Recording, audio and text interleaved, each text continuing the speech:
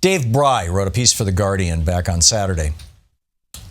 And the headline kind of says it all. He says, does climate change make it immoral to have kids? Bringing children into a disintegrating environment used to be a theoretical fear. Now it's a very real one.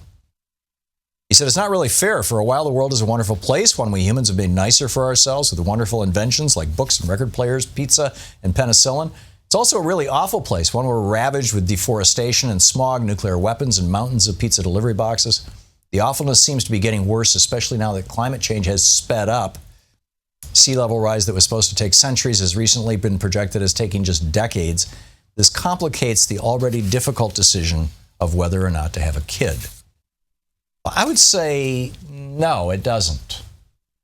And for a whole bunch of reasons. Number one, in fact, somebody called in the last hour and said, I was in a relationship and she wanted to have kids and I didn't because the world is such a crappy place and, everything's so bleak.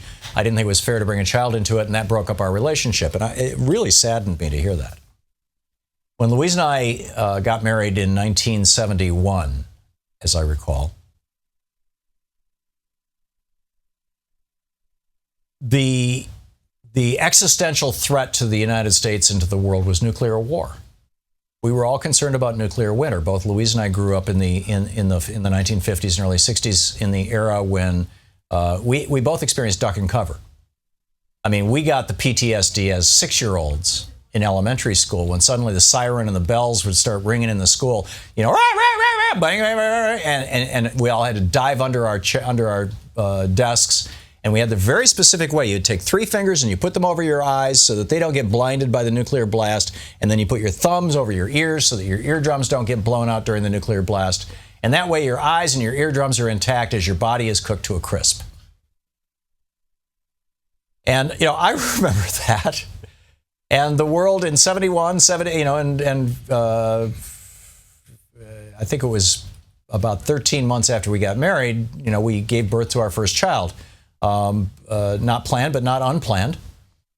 And I'm very pleased. I'm very happy that we brought our kids into the world. And even though a world that, my generation grew up thinking, remember Barry, what's his name's song? I always want to say Barry Manilow whenever it's Barry. But, seeds of, now's the time of destruction. What's the name? What's the title of the song? Seeds. Eve of Destruction. Eve of Destruction, that's right. And Barry Maguire was his name. And, he sang that song, it's the end of the world. And then, of course, you had REO or REM, I guess, with that same song. But here's why I think it's okay to have kids and why I'm not so... I am freaked out about climate change. I'm freaked out in a big way that we could be facing mass extinction, and we'll certainly be facing, in fact, we already are, worldwide war as a result of climate change, because the moving of the desert a couple hundred miles south in Syria, in Libya, across the northern Africa right now is arguably provoking. Certainly in several of these countries, the Arab Spring was provoked more by a raise in the price of wheat because crops were failing because of global warming than it was by, dictatorous regimes. It was just those regimes failed to, continue to subsidize wheat because they couldn't afford it anymore.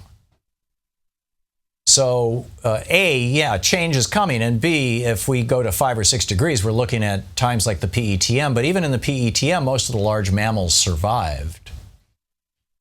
I'm a real believer in the resiliency of the human race, in the ability of our intellect to get us out of problems, even problems that we got ourselves into. I realize there's a certain amount of Julian Simon, ish stuff in there, but I still believe it's true. And whether we're going to see a massive human population die off in the next couple of decades, yeah, probably. But we're going to need people who can solve problems. I mean, arguably, if you're living in a first world country, because people say, we need to we shouldn't be doing birth control or abortion in third world countries because you never know, that slum kid in Calcutta might be the next Albert Einstein. I'm sorry, it's in all likelihood, the next Albert Einstein is not going to come out of a slum because they have no opportunities for education. The next Albert Einstein is probably going to come out of the developed world. So, if we're going to save this world, we need a next generation that's like well prepared. And who better than people who are of childbearing age right now to prepare the next generation? This is the Thom Hartmann Program. So I'm of the opinion that, no, I don't think that should be a factor in deciding whether or not to have children, but I'm curious your thoughts on that. To watch more clips from our programs, hit the Watch More Videos button over here. And please be sure to hit the handy-dandy subscribe button so you'll always be up to date. Tag, you're it.